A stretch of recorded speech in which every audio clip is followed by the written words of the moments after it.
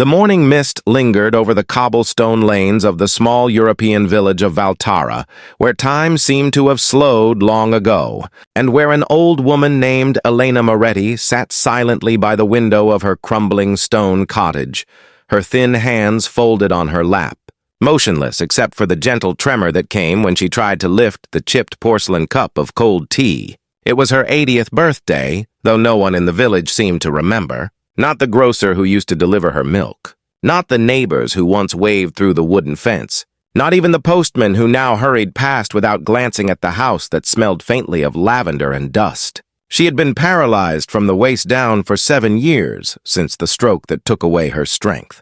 Her garden had withered, and her children had long drifted away into the busyness of cities, leaving behind only the faint echo of laughter that once filled her kitchen. That morning, the village bells rang softly to announce the start of another market day, and while laughter echoed through the main square, Elena's world was silent except for the squeak of her wheelchair and the ticking of a wall clock whose second hand trembled like a restless heart. Across the village, in a small apartment above the bakery, a man named Luca Donati, a 35-year-old single father, was tying his daughter Sophia's hair into 2 uneven braids, muttering about how every day seemed shorter than the last. He worked as a mechanic in a nearby town and had been raising Sophia alone since his wife died during childbirth. And although he had learned to smile for his daughter's sake, something in his eyes still carried the quiet exhaustion of grief that never fully healed. Sophia, 9 years old, with bright eyes and a curious soul, had a habit of asking questions that pierced through her father's hardened calm.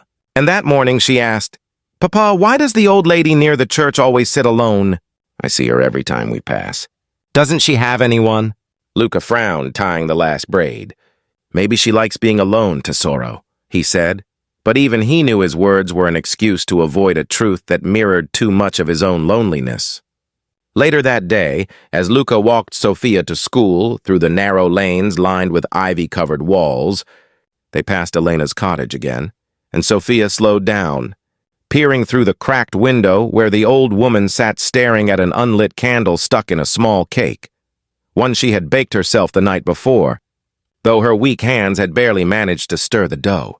The sight etched itself into Sophia's heart, and when she reached school, she whispered to her friend that maybe the old woman was a ghost living in a house of memories. The rumor spread quickly among the children, and by afternoon, laughter followed the story, echoing through the schoolyard in a way that would soon find its way back to Elena's ears when 2 teenagers threw a pebble at her gate, giggling, "Ghost lady, ghost lady," before running away. Elena didn't cry. She simply looked at the pebble lying among fallen leaves and whispered, "Children forget kindness so easily," her voice trembling with both sadness and nostalgia.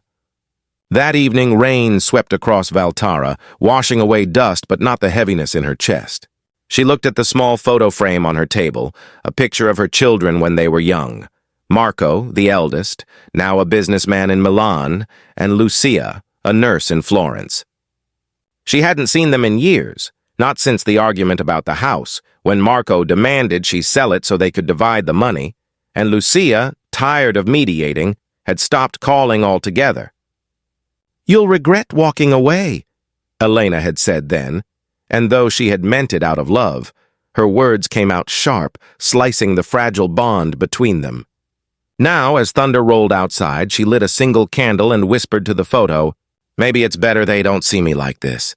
Meanwhile, across town, Luca returned home drenched, his shoulders heavy from a long day at the workshop. But his daughter met him at the door with eyes wide and urgent. "Papa, can we do something for the old lady?" she asked. Today was her birthday. "I saw a candle and a cake. No one was there," Luca sighed, setting down his tools. "Sophia, we don't know her, and we barely have enough for ourselves." "But she was alone," Sophia insisted. Mama wouldn't let someone be alone on their birthday. The mention of her mother's name hit Luca like a wave. He closed his eyes, remembering how his late wife, Clara, had once spent her last Christmas visiting hospital patients who had no family. "You're just like her," he murmured, smiling faintly through the ache.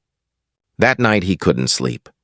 The image of the old woman haunted him, The loneliness, the quiet despair mirrored something he had been avoiding. The fear that one day he, too, might grow old and be forgotten.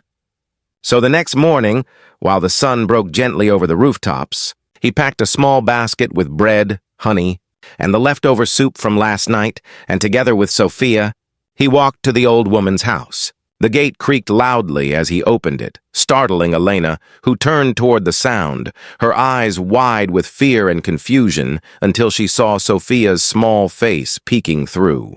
"Good morning, Signora," Sophia said cheerfully. "We brought breakfast." For a moment, Elena didn't move, unsure if the pair were real or imagined.